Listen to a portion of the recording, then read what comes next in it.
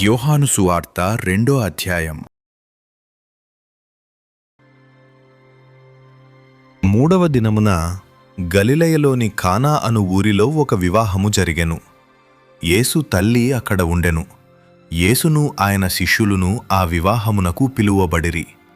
ద్రాక్షారసమైపోయినప్పుడు యేసు తల్లి, వారికి ద్రాక్షారసం లేదు అని ఆయనతో చెప్పగా, యేసు ఆమెతో, అమ్మా, నాతో నీకేం పని? నా సమయం ఇంకను రాలేదు అనెను. ఆయన తల్లి పరిచారకులను చూచి, ఆయన మీతో చెప్పునది చేయుడి అనెను. యూదుల శుద్ధీకరణాచార ప్రకారము 2-3 తూములు పట్టు 6 రాతిబానలు అక్కడ ఉంచబడియుండెను.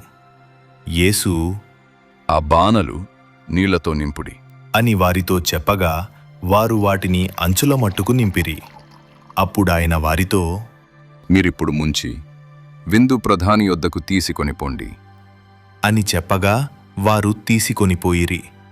ఆ ద్రాక్షారసము ఎక్కడ నుండి వచ్చెనో ఆ నీళ్లు ముంచి తీసుకొనిపోయిన పరిచారకులకే తెలిసినది గాని విందు ప్రధానికి తెలియకపోయెను గనుక, ద్రాక్షారసమైన ఆ నీళ్లు రుచి చూచినప్పుడు ఆ విందు ప్రధాని పెండ్లికుమారుని పిలిచి, ప్రతివాడును మొదట మంచి ద్రాక్షారసమును పోసి జనులు మత్తుగా ఉన్నప్పుడు జబ్బురసము పోయును.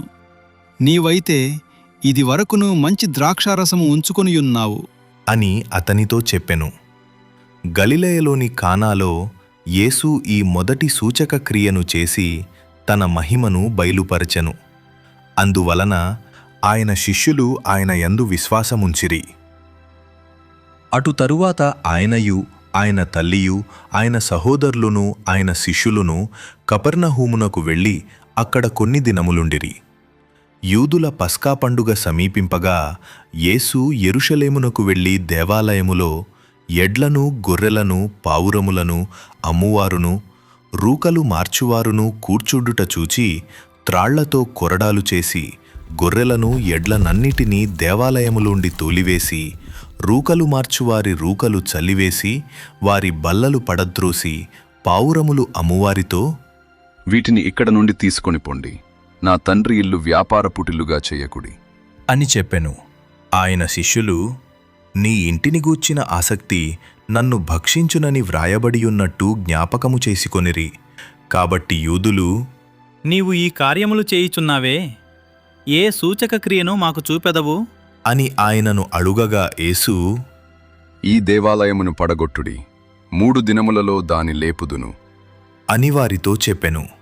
యూదులు, ఈ దేవాలయము 46 సంవత్సరములు కట్టిరే, నీవు 3 దినములలో దానిని లేపుదువా అనిరి. అయితే ఆయన తన శరీరమును దేవాలయమును గూర్చి ఈ మాట చెప్పెను. ఆయన మృతులలో నుండి లేచిన తరువాత ఆయన ఈ మాట చెప్పెనని ఆయన శిష్యులు జ్ఞాపకము చేసుకొని లేఖనమును యేసు చెప్పిన మాటను నమ్మిరి. ఆయన పస్కా పండుగ సమయమున యెరూషలేములో ఉండగా ఆ పండుగలో అనేకులు ఆయన చేసిన సూచక క్రియలను చూచి ఆయన నామమందు విశ్వాసముంచిరి. అయితే యేసు అందరిని ఎరిగినవాడు గనుక ఆయన తన్ను వారి వశము చేసుకొనలేదు. ఆయన మనుష్యుని ఆంతర్యమును ఎరిగినవాడు గనుక ఎవడును మనుష్యుని గూర్చి ఆయనకు సాక్ష్యమియ్య నక్కరలేదు.